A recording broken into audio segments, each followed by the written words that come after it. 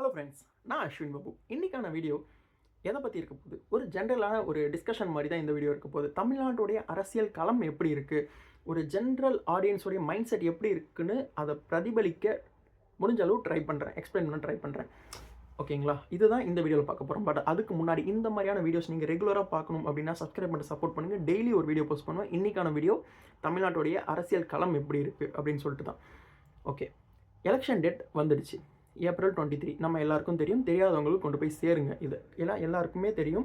அன்றைக்கான நாள் என்ன ஒர்க் இருந்தாலும் தள்ளி வச்சுட்டு எல்லோரும் ஓட்டு போகிறத ஒரு வேலையாக தான் பார்த்து பண்ணி தான் ஆகணும். நம்ம எல்லாருடைய உரிமை அது, கண்டிப்பாக பண்ணி தான் ஆகணும். ஓகேங்களா? இப்போ இருக்கிறதுலே பெரிய 2 கட்சி இருக்குது. தமிழ்நாட்டை பொறுத்த வரைக்கும் திராவிட கட்சிகள் 2 இருக்குது. ஓகேங்களா? தமிழ் தேசிய கட்சி சிலதெல்லாம் இருக்குது. அதில் நாம் தமிழரும் ஒன்று. ஓகே, இப்போ திராவிட கட்சியை பார்ப்போம். ஏடிஎம்கே, டிஎம்கே. ஓகேங்களா? டிஎம்கேவோட கூட்டணி இருக்கிற கட்சிகள்லாம் என்ன? டிஎம்கேவோட கூட்டணியாக இருக்கிறது காங்கிரஸ் இருக்காங்க, விசிகே இருக்காங்க. ஓகேங்களா? அதுக்கப்புறம் பார்த்திங்கன்னா தேமுதிக இருக்காங்க. இன்னொரு கட்சி இருக்குது, இருக்கிறதே தெரிய மாட்டேங்குது. அந்த அளவுக்கு தான் ஒரு கட்சி இருக்குது, மக்கள் நீதி மையம். அது நம்ம எல்லாருக்கும் யார் அதை லீட் பண்ணுறான்றது தெரியும். ஓகேங்களா? கமல்ஹாசன் அவர்கள் தான் அந்த கட்சியுடைய தலைவர். பட் இவங்க எல்லாருமே சேர்ந்து இன்னும் சிபிஐ இருக்காங்க, சிபிஐஎம் இருக்காங்க, நிறைய கட்சிகள் இருக்குது டிஎம்கேவோட கூட்டணியாக. ஓகேங்களா? இப்போ ஏடிஎம்கேக்கு வருவோம். ஏடிஎம்கேல பார்த்திங்கன்னா பிஜேபி இருக்காங்க. ஏடிஎம்கே, பிஜேபி, அதுக்கப்புறம் பார்த்திங்கன்னா பாட்டாளி மக்கள் கட்சி. ஸோ இந்த மாதிரியான கட்சியெல்லாம் சேர்ந்து தான் ஏடிஎம்கே ஒரு கூட்டணி அமைச்சிருக்காங்க. இவங்கெல்லாம் இப்படி தான் ஃபேஸ் பண்ண போகிறாங்க. இன்னுமே கூட்டணி ஃபைனலைஸ் ஆகலை, இன்னுமே வரத்துக்கு வாய்ப்பு இருக்குன்றது மக்களுடைய எதிர்பார்ப்பாகவும் இருக்குது, அரசியல் களத்தில் பேசுகிறதாகவும் இருக்குது. அது யாருன்னு பார்த்தீங்கன்னா வந்த புது பிளேயரை பற்றி பேசுவோம். ஓகேங்களா? இன்னொரு கட்சி இருக்குன்னு சொன்னேன் இல்லைங்களா, நாம் தமிழர் கட்சி. இவர் பார்த்திங்கன்னா இப்போ வரைக்கும் டவுன்ஃபாலே பார்க்காத ஒரு கட்சினா எப்படி சொல்கிறது, பர்சன்டேஜ் வைஸ் எத்தனை ஓட்டு வாங்குறாங்கன்ற பர்சன்டேஜ் வைஸ் இத்தனை வருஷமாக பல வருஷமாக இருக்காங்க. இவங்க டவுன்ஃபாலே பார்க்கல அப்படின்ற ஒரே கட்சி என்னென்னா அது நாம் தமிழர் கட்சி தான். ஏன்னா அந்த அளவுக்கு குரோத்தை மட்டுமே ஃபோக்கஸ் பண்ணி வளர்ந்துட்டு இருக்காங்க. ஆனால் அது ஜெயிக்க உதவுமா அப்படின்னு கேட்டால் மிகப்பெரிய கொஸ்டின் மார்க் தான். அது எல்லாருக்கும் தெரிஞ்சது. ஓகேங்களா? ஏன்னா இவருடைய பாலிடிக்ஸ் ஒவ்வொருத்தரும் ஒரு வகையாக பாலிடிக்ஸ் பண்ணுவாங்க இல்லைங்களா? அதை பார்க்கும்போது நாம் தமிழோட பாலிடிக்ஸ் என்னை பொறுத்த வரைக்கும், என்னோட பர்சனல் ஒப்பீனியன் எப்படின்னா, நம்ம சங்கர் மூவி பார்க்குற மாதிரி தான். பார்க்கும்போது எல்லாம் சூப்பராக இருக்கும், கேட்கும்போது பயங்கரமாக இருக்கும், பாட்டு இருக்கும், அந்த ஃப்ரேமே பார்த்திங்கன்னா அழகழகாக இருக்கும், பட்டர்ஃப்ளைஸ்லாம் பறக்கும், ஒரு மேஜிக்காக இருக்கும் இல்லைங்களா இந்த சங்கரோட மூவி பார்க்கும்போது. அது மாதிரி தான். பட் ஆனால் அது எதுவுமே ப்ராக்டிக்கலாக ஒர்க் ஆகாது. அந்த மாதிரியான எனக்கான ஒரு வியூ இதுதான் அந்த நாம் தமிழர் கட்சி பார்க்கும்போது. ஓகே, மற்ற கட்சிக்கு வருவோம். மற்ற கட்சி மட்டும் ஒழுங்கா அப்படின்னு கேட்டால் கண்டிப்பாக கிடையாது. ஆனால் நல்லதே செய்யலையா அப்படின்னு கேட்டால் அதையும் சொல்ல முடியாது. நல்லதும் செஞ்சுருக்காங்க. பட் ஆனால் நம்ம எதை பேசணும், அவங்க செஞ்ச தவறுகளை தானே பேசணும். தவறுகளை பேசினா தான் அதுக்கான சொல்யூஷன் கிடைக்கும். ஓகேங்களா? ஏன்னா அவங்க நம்மளால் தேர்ந்தெடுக்கப்பட்டு நமக்கு சர்வ் பண்ண தான் வந்துக்கிட்டு இருக்காங்க. ஸோ அவங்க செய்கிற தப்பை தான் நம்ம சொல்ல முடியும். நல்லது செஞ்சால் ஆட்டோமேட்டிக்காக ஓட்டு போட போகிறோம். இதில் இத்தனை வருஷமாக எல்லாருமே பார்க்குறது என்ன, ஒன்று இவங்க இல்லை இவங்க ஏடிஎம்கே இல்லைனா டிஎம்கே, இவங்க மட்டும்தான் வர முடியும். இத்தனை வருஷமாக பார்த்தீங்கன்னா ஒன்று ஆளுங்கட்சியாக இருந்தாலும் சரி, எதிர்கட்சியாக இருந்தாலும் சரி, ஒன்று இவங்க ஆளுங்கட்சியாக இருப்பாங்க, இல்லை இவங்க எதிர்கட்சியாக இருப்பாங்க. இது ரெண்டுமே மாற்றி இந்த 2 கட்சிகள் மட்டும்தான் வர முடியும். இதுதான் தமிழ்நாட்டுடைய யதார்த்தமான உண்மை. அதுதான் உண்மையான நிலவரம். அதுதான். ஏன்னா அவங்க 2 பேருமே ரொம்பவே பழமை வாய்ந்த கட்சி. ரொம்ப அவங்களுக்கான பேஸ் நல்லா இருந்தாலுமே அவங்களுடைய அந்த ஒரு ஸ்ட்ரக்சர் ரொம்ப பெருசு. மற்ற கட்சியாக அவ்வளோ சீக்கிரம் பெனிட்ரேட் பண்ணி இவங்களை வெளில தள்ளுறது ரொம்ப கஷ்டம். அப்படி தள்ளின ஒருத்தர் தான் பார்த்தீங்கன்னா விஜயகாந்த். அவர் இப்போ நம்மளோட இல்லைன்றது நல்லா தெரியும். ஆனால் இப்போ அந்த கட்சி யாரை எதிர்த்து அந்த கட்சி ஆரம்பித்தாங்கன்னு பார்த்தீங்கன்னா டிஎம்கேவை எதிர்த்து தான் அந்த கட்சி தேமுதிக ஆரம்பிக்கப்பட்டது, விஜயகாந்தால் ஆரம்பிக்கப்பட்டது. பட் ஆனால் இன்றைக்கி அந்த கட்சி எங்கே இருக்குதுன்னு நம்ம எல்லாருக்கும் தெரியும். டிஎம்கேவோட தான் கூட்டணியில் இருக்குது. ஸோ இதுதான் அரசியல். இதுதான் பண்ண மாட்டாங்க அப்படின்னு நம்ம நினச்சோன்னா அதை கன்ஃபார்ம் பண்ணுவாங்க. அதுதான் அரசியல்வாதிகள். ஓகே, அது ஒரு பக்கம் இருக்கட்டும். ஏன்னா இவங்க எல்லாருமே ஓட்டு அரசியலை பேஸ் பண்ணி போகிறவங்க. ஓகேங்களா? ஆனால் இது சிபிஐ, சிபிஎம் இவங்களாம் பார்த்திங்கன்னா சமூக அரசியலை பேஸ் பண்ணி போகிறவங்க. ஸோ அவங்க ஓட்டு தான் முக்கியம்னு பார்க்குறத தாண்டி சமூகம் தான் முக்கியம் அப்படின்னு பார்க்குறவங்க சிபிஐ, சிபிஎம் இந்த மாதிரியான ஒரு சில கட்சிகள்லாம் இருக்குது. ஓகே, இப்போது எலெக்ஷன் ஏன் ரொம்ப ஹீட்டாக இருக்குது? ஏன் என்ன மாதிரி ஆட்கள், என்னோட சின்ன பசங்க எல்லாருமே எலெக்ஷனை பற்றி பேசுகிறாங்க, எல்லாருமே எலெக்ஷனை பற்றி ஒரு ஆர்வமாக பார்க்குறாங்க. ஃபோனை மட்டுமே நோண்டிக்கிட்டு இருந்தவங்க, ஃபோனில் மூவிஸ் மட்டுமே பார்த்துக்கிட்டு ரீல்ஸ் மட்டுமே பார்த்துட்டு இருந்தவங்க எலெக்ஷனை பேஸ் பண்ணி தேடுறாங்க.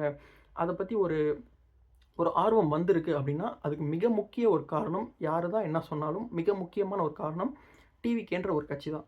அந்த டிவிகேன்ற கட்சியில் பல ப்ராப்ளம்ஸ் இருக்கலாம், பல குறைகள் நிறைகள் என்ன இருந்தாலுமே அந்த ஒரு கட்சிக்கு இவ்வளோ அட்ராக்ஷன் கிடைக்கிற ஒரே ரீசன் வந்து பார்த்திங்கன்னா, ஒரே ஒரு சென்டர் ஃபோர்ஸ் விஜய் அவர்கள் மட்டும்தான். அது ஏன் அவருக்கு கிடைக்குது? அவர் என்ன அவ்வளோ பெரிய புனிதரா அப்படின்னு கேட்டால், கண்டிப்பாக கிடையாது. அவர் மேலேயும் மிகப்பெரிய ஃப்ளாஸ் இருக்கலாம். பட் ஆனால், இத்தனை வருஷமா அவர் செஞ்ச அரசியல்லாம் கிடையாது. அவர் இருந்த மூவிஸ், ஓகேங்களா? ஏன்னா அவர் வந்து ஒரு சினி பேஸ் வச்சு தான் அவர் உள்ள வராரு. இத்தனை வருஷம் எனக்கு தெரிஞ்சு ஒரு 25 to ஒரு 30 இயர்ஸா மூவிஸில் எல்லார் கூடயும் நம்ம யூஷுவலாக பார்த்து பழகின ஏன்னா ஒரு 30 வருஷமாக ஒருத்தர் ஒரு படத்தை பார்த்துட்டு இருக்காங்க. திடீர்னு அரசியலுக்கு வரும்போது ஆட்டோமேட்டிக்காக அவங்களுக்கான அந்த ஒரு கிராப் கிடைக்க தானே செய்யும். அப்படி கிடைச்ச ஒரு கட்சி தான் டிவிகே. அப்படி வளர்ந்துக்கிட்டு இருக்க ஒரு கட்சி தான் டிவிகே.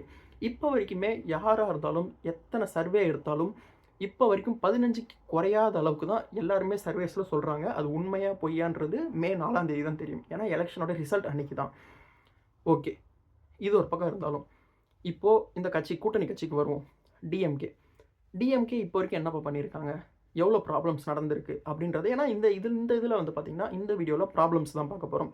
ரொம்ப டீட்டெயிலாக இல்லை, ஒரு பொதுமக்களுடைய பார்வையில் சிம்பிளாக சொல்லணும்னா எவ்வளோ போராட்டங்கள் நடந்திருக்கு. ஆசிரியர்கள் போராடிக்கிட்டு இருக்காங்க, ஓகேங்களா? பணி நிரந்தரம் வேணும்னு சொல்லிட்டு அவங்க போராடிட்டு இருக்காங்க. துப்புரவு பணியாளர்கள் அவங்க போராடிட்டு இருக்காங்க, ஓகேங்களா? அதுக்கப்புறம் பார்த்திங்கன்னா செவிலியர்கள் போராடிக்கிட்டு இருக்காங்க, ஓகேங்களா? அதுக்கப்புறம் வந்து பார்த்திங்கன்னா மாற்றுத்திறனாளிகள் அவங்களும் போராடிக்கிட்டு இருந்தாங்க. அவங்களுக்கு நடந்த கொடுமையில் மிக மோசமான கொடுமைகள். போராடிக்கிட்டே இருக்கும்போது பஸ்ஸில் கூப்பிட்டுட்டு கொண்டு போயிட்டு பஸ் ஸ்டாண்டில் இறக்கி விட்டாங்க. இது எந்த அளவுக்கு ஒரு கொடூரமான விஷயம்னா சொல்ல முடியல. அது ரொம்ப டீட்டெயிலாக போகும். ஸோ இவங்களாம் போராடிட்டு இருக்காங்க. ஓகே, ஏன்ப்பா இவங்களாம் போராடுறாங்க? எலெக்ஷன் வந்தாலே போராடுறாங்க. எலெக்ஷன் வந்தால் எதாவது கிடைக்கும்னு சொல்லிட்டு போராடுறாங்கன்னு அந்த கட்சியை சேர்ந்த அமைச்சர்களே சொல்கிறாங்க. இது எந்த அளவுக்கு ஒரு மோசமான ஸ்டேட்மெண்ட். எலெக்ஷன் வந்தால் போராடுறாங்களா? எதுக்கு எலெக்ஷன் வந்தால் போராடணும்? அவங்களுக்கு கிடைச்சா அவங்க ஏன் போராட போகிறாங்க? நீங்கள் ஒரு வாக்குறுதி தரீங்க, அதை நம்பி உங்களுக்கு ஓட்டு போடுறாங்க. ஆனால் அவங்களுக்கு கிடைக்கலன்னா போராடுறாங்க. கேட்டால் வந்து எலெக்ஷன் வந்தாலே போராடுறாங்கன்னு எந்த அளவுக்கு ஒரு மோசமான இலக்காரமாக வந்து அந்த ஸ்டேட்மெண்ட்டை சொல்கிறாங்கன்னு எனக்கு தெரியல, ஓகேங்களா? இதெல்லாம் ஒரு பக்கம் இருந்தாலும் சட்ட ஒழுங்கு எந்த அளவுக்கு சீர்கேடாக போயிருக்குன்றதுக்கு எடுத்துக்காட்டு சில தினங்களுக்கு முன்னாடி நடந்த கஸ்டடி டெத்தாக இருந்தாலும் சரி, பாலியல் ரீதியாக நடக்கிற அந்த துன்பங்களாக இருந்தாலும் சரி, 2 வயசு குழந்தையிலேருந்து 60 வயசு பாட்டி வரைக்கும் பெண்களுக்கு நடக்கிற கொடுமையான விஷயங்கள் கண்கூடாக பார்த்துக்கிட்டு இருக்கோம். நீங்கள் சோஷியல் மீடியாவில் மட்டும்தான் பார்க்க முடியும். மெயின் ஸ்ட்ரீம் மீடியாவில் பார்க்கவே முடியாது. ஏன்னா மெயின் ஸ்ட்ரீம் மீடியா ஃபுல்லாக அவங்களது, அவங்க கண்ட்ரோலில் இருக்குது. என்ன மாதிரி நம்மளை மாதிரி சின்ன சின்ன கண்டென்ட் கிரியேட்டர்ஸ் இவங்க எடுத்து வெளில சொல்லியே ஆகணும்னு சொன்னால் மட்டும்தான் அது வெளியிலே வருது. ஸோ அந்த அளவுக்கு ஒரு மோசமான ஒரு இதில் தான் இருந்துக்கிட்டு இருக்கோம். தமிழ்நாடு மிகப்பெரிய க்ரோத்தான ஒரு ஸ்டேட் தான் இந்தியாவில், அதுக்கு மாற்று கருத்தே கிடையாது. ஆனால் அதுக்காக நம்ம வந்து எப்போ பார்த்தாலுமே பீகார் கூடயும் யூபி கூடயுமே கம்பேர் பண்ணிகிட்டு இருக்க முடியுமா? அங்கே இப்போ நம்ம போய் கேள்வி பாருங்களேன். ஃபார் எக்ஸாம்பிள் எப்போவுமே நான் டிஎம்கே மட்டும் சொல்ல, ஏடிஎம்கேவும் சேர்த்து தான் சொல்கிறேன், ஓகேங்களா? இப்போது ஆளுங்கட்சியாக இருக்குது டிஎம்கே தான். அப்போ அவங்கள தான் கொஸ்டின் பண்ண முடியும். அவங்கள்ட்ட போயிட்டு நம்ம நாட்டில் ஏன் இந்த மாதிரியான கேஸ்லாம் நடக்குது, இந்த மாதிரி பாலியல் தொல்லை நடக்குது, இந்த அளவுக்கு மோசமாக இருக்குது, நீ பீகாரை பார்த்துருக்கியா, யூபியை பார்த்துருக்கியா, அங்கே எந்த அளவுக்கு கொடுமை நடந்திருக்கு பார்த்தியா? நம்ம பிரச்சனை என்னன்னா, நம்ம வீட்டில் பிரச்சனை நம்ம வீட்டை தான் சரி பண்ணணும். அவங்க வீட்டை பார்த்து அங்கே சரியில்லை அங்கே போய் கேளுன்னு நமக்கு சொல்ல முடியாது. அந்த அளவுக்கு தான் இப்போ இருக்க ஆளுங்கட்சி சொல்லிக்கிட்டு இருக்காங்க. ஓகே, இதெல்லாம் இருக்கட்டும். இப்போது நம்ம இதெல்லாம் பார்த்து தான் ஓட்டு போட போகிறோம் இல்லைங்களா? இப்போ என்ன சொல்கிறாங்க, 2.0 வரணும். 2.0 வந்தால் உங்களுக்கு எந்த ப்ராப்ளமே இருக்காது, சரியாயிடும். அப்போ இத்தனை நாள் என்ன பண்ணாங்க அப்படின்ற ஒரு கொஸ்டின் நம்மள மாதிரியான ஒரு பொதுமக்களுக்கு கொஸ்டின் வரதான் செய்யும். ஓகே, இது ஒரு பக்கம் இருந்தாலும் இப்போ ஏடிஎம்கே பக்கம் போவோம். பிஜேபி, ஏடிஎம்கே இவங்கெல்லாம் சேர்ந்து ஒரு கூட்டணியில் இருக்காங்க. அதில் பாட்டாளி மக்கள் கட்சியும் ஒன்று. அந்த பாட்டாளி மக்கள் கட்சி 2ஆக பிரிஞ்சு தந்தை ஒரு பக்கம் தன்னுடைய பிள்ளை ஒரு பக்கம்னு பிரிஞ்சிருக்காங்க. அது ஒரு மிகப்பெரிய கொஸ்டின் மார்க். அது சமூகத்தின் என்னதான் எனக்கு பாட்டாளி மக்கள் கட்சியை பற்றி பெருசாக தெரியாது கொஞ்ச நாள் முன்னாடி வரைக்கும். ஆனால் அதோட ஹிஸ்ட்ரிலாம் எடுத்து பார்க்கும்போது அவ்வளோ சூப்பராக வேலை செஞ்ச ஒரு கட்சி. பட் ஆனால் அது இப்போ ஒரு குறிப்பிட்ட சமூகத்தை மட்டுமே சார்ந்த ஒரு கட்சியாக மாறினது உண்மையிலே எனக்கு வேதனையாக இருக்குது. ஏன்னா அந்த கட்சியோட நிறுவனர் வந்து பார்த்திங்கன்னா அவ்வளோ வேலை செஞ்சுருக்காரு, எனக்கு தெரியாது. ஆனால் அவரை பற்றி படிக்கும்போது தான் இந்த அளவுக்கு ஒரு மனுஷன் வேலை செஞ்சுருக்காரான்னு தெரிய வருது. பட் ஆனால் அது இப்போ ஒரு சமூகத்தை சார்ந்த கட்சியாக மாறினது கொடுமையிலும் கொடுமை.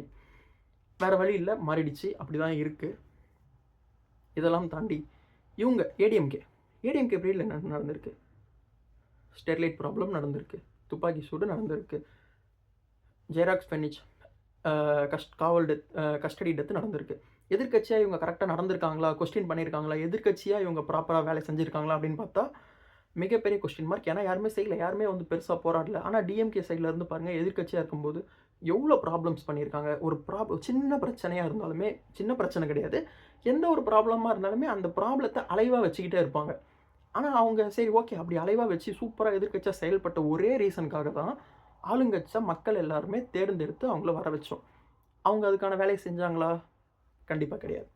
சரி இவங்க எதிர்க்கட்சியா இருக்கும்போது, ஆளுங்கட்சியா இருக்கும்போது செய்யலன்னு சொல்லிட்டு தான் இவங்கள தோற்கடிச்சது. சரி தோற்கடிச்சும் இவங்களுக்கு புத்தி வந்ததான்னு கேட்டா, அது ஒரு மிகப்பெரிய கொஸ்டின் மார்க் தான். ஓகேங்களா? எதிர்க்கட்சியா பக்காவா செயல்பட்டாங்களான்னு கேட்டா, கண்டிப்பா கிடையாது. இந்த அளவுக்கு தான் ஏடிஎம்கேவோட கூட்டணியும், ஏடிஎம்கேவும் இருந்துகிட்டு இருக்கு.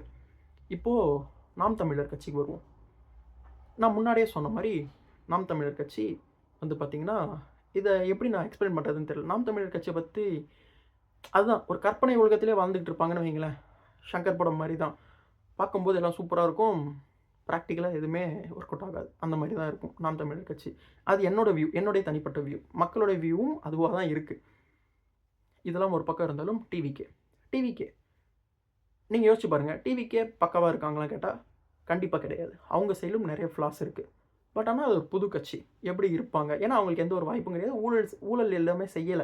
இப்போ வரைக்கும் ஊழல்னு சொல்ல முடியாது. ஏன்னா ஊழல் தான் இருக்கிறதுலே தமிழ்நாட்டுலன்னு கிடையாது. வேர்ல்டு வைட் இருக்கிறதுல மிகப்பெரிய பிரச்சனை. ஸோ அப்படி இருக்கும்போது நான் ஊழலை எதிர்த்து தான் அரசியல் செய்ய வரேன்னு அந்த கட்சியுடைய தலைவர் சொல்லிக்கிட்டு இருக்காரு. பயங்கரமா சாட்டர்டே வந்து மீட்டிங்லாம் போட்டு சூப்பரா போய்க்கிட்டு இருந்த கட்சி டவுன்ஃபால் ஆக ஸ்டார்ட் பண்ணது கரூர் ஸ்டாம்பீடுக்கு அப்புறம் தான். அந்த 49 உயிர் போனதுக்கு அப்புறம் தான் டவுன்ஃபால் ஸ்டார்ட் ஆனது. அப்போ அடிக்க ஆரம்பிச்சது. அதுக்கப்புறம் பார்த்தீங்கன்னா, அவங்களுடைய மூவி இஷ்யூ, சிபிஐ இஷ்யூ, அதுக்கப்புறம் வந்து பார்த்தீங்கன்னா, அவருடைய பர்சனல் இஷ்யூஸ். ஸோ இந்த மாதிரியான டவுன்ஃபால் ஆயிட்டு இருக்கு. ஸோ அந்த டவுன்ஃபால்லாம் காரணம் காட்டி நீங்க அரசியல் செய்யாம இருந்தீங்கன்னா எப்படி? எனக்கு மனவேதனையா இருக்கு. என்னால அரசியல் செய்ய முடியாதுன்னு சொல்ல முடியுமா? அரசியல் ன்றது வந்து டெய்லி செஞ்சுக்கிட்டே இருக்கணும். யார் செத்தாலும் சாவாட்டியும் அங்க வேலை நடந்தே ஆகணும். ஏன்னா மக்களுக்கு இறங்கி வந்துட்டீங்க. மக்கள் பிரச்சனை நீங்க பேசி தான் ஆகணும். ஆனா பேசுறீங்களான்னு கேட்டா, எப்பயாவது ஒண்ணு, எப்பயாவது ஒண்ணு, மாசத்துக்கு ஒண்ணு அந்த மாரி தான் பண்ணிக்கிட்டு இருக்காங்க. ஸோ யார சூஸ் பண்ணணும், சூஸ் பண்ணக்கூடாது. இதெல்லாம் ஃப்ளாஸ், ப்ரோஸ் அண்ட் கான்ஸ் இந்த மாரிலாம் இருக்கு. ஸோ இத உங்களுக்கு எக்ஸ்பிளைன் பண்ண தான் ஒரு நார்மல் ஆடியன்ஸ், ஒரு காமன் ஆடியன்ஸ் உடைய ஒரு வியூ பாயிண்ட் இப்படி தான் இருக்கு. ஸோ இத எக்ஸ்பிளைன் பண்ண தான் இந்த வீடியோ நான் பண்ணேன். உங்களுக்கு பிடிச்சாலும் பிடிக்காட்டியும் இதுதான் உண்மை மக்களுக்கு. ஓகேங்களா? ஸோ இந்த வீடியோல நான் தான் எக்ஸ்பிளைன் பண்ண ஆசைப்பட்டேன். எக்ஸ்பிளைன் பண்ணிட்டேன். இந்த வீடியோ உங்களுக்கு பிடிச்சிருக்குன்னா லைக் பண்ணுங்க, ஷேர் பண்ணுங்க. நெறைய பேருக்கு கொண்டு போய் சேருங்க. அரசியல் படுத்துங்க. அரசியல் மயப்படுத்துங்க எல்லாரையும்.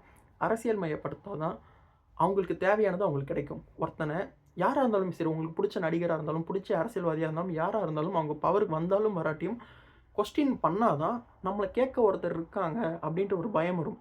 கேட்க ஆளே இல்லைனா தான் அவங்க என்னனாலும் பண்ணுவாங்க. ஸோ எல்லாருமே வாய்ஸ் ரைஸ் பண்ணுங்க. எல்லார்கிட்டயும் கொண்டு போய் சேருங்க.